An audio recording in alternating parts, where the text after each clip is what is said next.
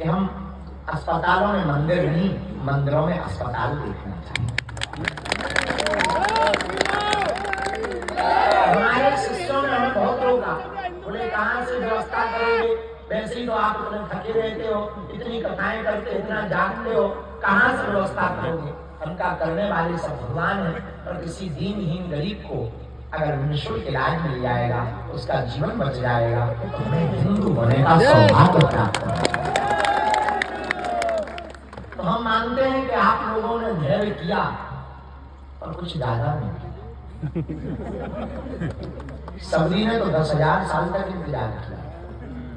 हाँ, ये भी बात सही है कि तुम सबरी नहीं हो, सो हम राम भी नहीं।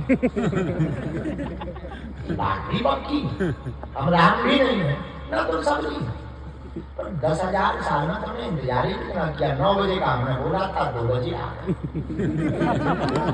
कुछ खास थोड़ी। गुरुजी 19-20 का ही तो फर्क है। और तुम ये उपकार मत समझना कि तुमने हम पे ये उपकार कर, हमारी कहो कि हम 3 घंटा ट्रैफिक के धक्के खा पर आए। एक बात बोले, भगवान की कृपा परीक्षा से नहीं मिलती, भगवान की कृपा तो प्रतीक्षा से मिलती है। रामचरितमानस के 2 प्रसंग हैं, एक सबरी का, एक सूकर का। सबरी ने प्रतीक्षा की तो राम मिले, और सूर्पनखा ने परीक्षा ली तो नाक कान कटी। ये जिंदगी का सिद्धांत है, हमें समझ लेना चाहिए। भगवान परीक्षा से प्राप्त नहीं होते, भगवान तो प्रतीक्षा से प्राप्त होते। और ये बात सिद्धांतिक सिद्ध है। प्रतीक्षा का मतलब है धैर्य। कबहू तो दीन दयाल के भनक पड़ेगी कान, कभी तो भगवान के कान में पुकार जाएगी।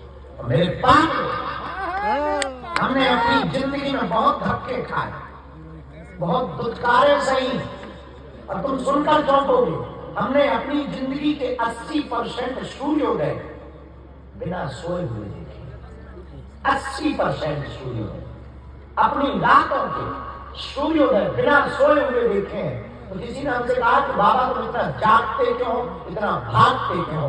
हमने कहा हम सोते हुए सपने देखना पसंद नहीं करते, हम तो जागते हुए सपने देखते।